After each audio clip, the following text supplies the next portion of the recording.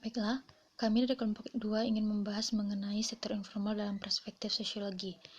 Sektor informal adalah mata kuliah yang membahas mengenai sosiologi ekonomi, yang mana di dalamnya terdapat gabungan konsep antara sosiologi dan ekonomi.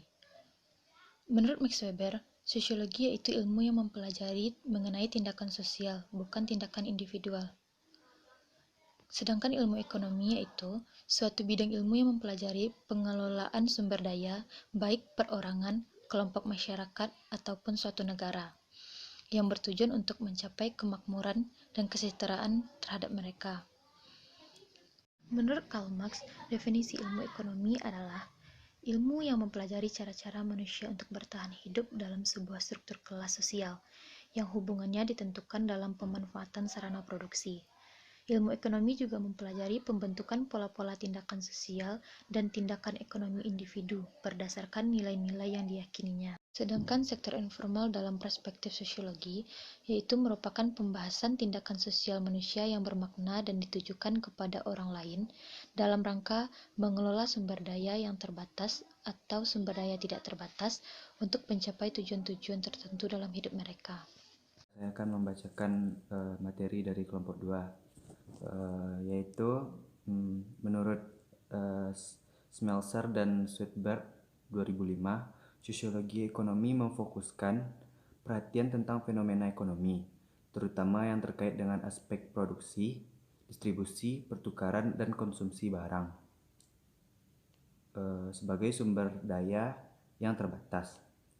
Perspektif itu meliputi interaksi personal, kelompok atau grup, struktur sosial, kelembagaan, dan kontrol sosial termasuk sanksi, norma, dan nilai. Apa yang dikemukakan oleh Smelser dan Swedberg tersebut merupakan gagasan yang diadopsi dari pendapat Weber maupun Durkheim mengenai sosiologi ekonomi, yang memfokuskan di bidang studi pada bagaimana aktor atau masyarakat memenuhi kebutuhan hidup mereka.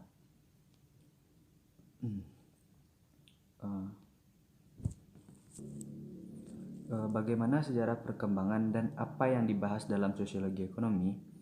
Materi yang dibahas dalam sosiologi ekonomi yaitu fokus perhatian para ekonomi pada dasarnya adalah bagaimana masyarakat bertahan hidup melalui pemenuhan kebutuhan hidupnya serta peningkatan kesejahteraan masyarakat. Perkembangan kehidupan ekonomi modern dengan ciri industri pasca masyarakat agraris merupakan awal dari perkembangan sosiologi ekonomi. Masyarakat agraris merupakan masyarakat yang mengandalkan kegiatan pertanian sebagai dasar kegiatan perekonomian masyarakat, sementara masyarakat modern mendasarkan pada industri modern. Aliran pemikiran baru dalam sosiologi ekonomi muncul sejak tahun 1980, yaitu dan teori Granovetter 1985 mengenai keterlekatan atau meletakkan jaringan sosial network sebagai titik sentral pemikirannya merupakan teori yang dapat dianggap berisi rangkuman aliran pemikiran baru tersebut. Gagasan terbaru dari Granovetter 2005 adalah mengenai pengaruh struktur sosial, terutama yang dibentuk berdasarkan jaringan sosial atau network terhadap manfaat ekonomis, khususnya menyangkut kualitas informasi. Peranan penting dari aliran pemikiran struktural bagi studi-studi ekonomi, sosiologi ekonomi, dijelaskan lebih lanjut secara detail oleh Smelser dan Swedberg. Proposisi utama dari aliran itu adalah bahwa relasi aktor dan posisi aktor dalam struktur sosial merupakan hal yang krusial dalam proses-proses sosialnya. Di samping itu, penerapan sosiologi kultural dan pemikiran-pemikiran komparatif historis turut mempengaruhi perkembangan sosiologi ekonomi baru saat ini.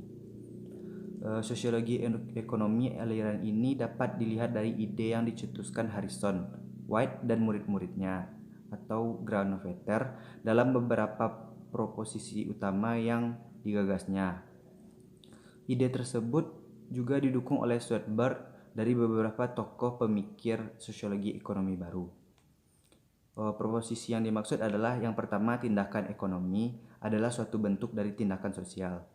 Proposisi yang kedua, tindakan ekonomi disituasikan secara sosial. Dan proposisi yang ketiga, institusi-institusi ekonomi dikonstruksikan secara sosial. Ketiga proposisi tersebut bersumber dari gagasan Weber mengenai tindakan sosial. Menurut Weber, tindakan ekonomi tidak semata-mata dipandang sebagai fenomena stimulus respon yang sederhana, melainkan lebih kepada hasil dari suatu proses yang dilakukan oleh individu dalam hubungan sosial yang berlangsung. Sekian, terima kasih. Baiklah, saya akan memberikan contoh hubungan aspek sosiologi terhadap sektor informal. Seperti kita ketahui, semua bidang kehidupan manusia, termasuk perdagangan, industri, dan sebagainya berakar pada kehidupan sosial, yang dimana pembangunan sosial tersebut elemen dasar dari kehidupan sosial, yaitu struktur sosial dan proses sosial.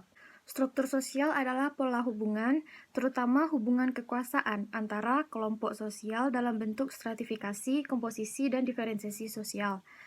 Sebagai implikasi perbedaan kekuasaan itu, struktur bisa menghasilkan kekuatan yang bersifat memaksa, memerintah, menghambat, atau memberi kendala pada tindakan manusia.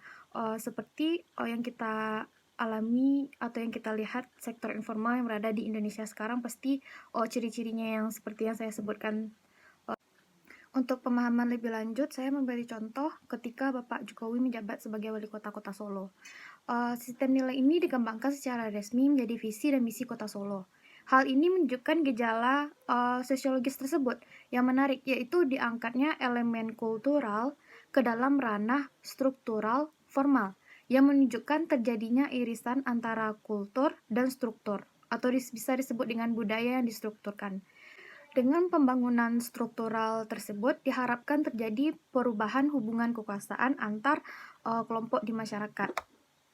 Pemerintah Kota Solo tidak melakukan pendekatan penggusuran, tetapi lebih memilih pendekatan relokasi dengan cara yang pertama penyediakan kios gratis, yang dimana membeli tanah dan membangun pasar dengan APBD, sehingga Pemkot bebas menentukan harga kios yang sesuai dengan komitmen para pedagang.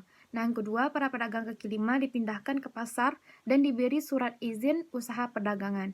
Jadi, para pedagang yang statusnya dulu sektor informal berubah menjadi formal.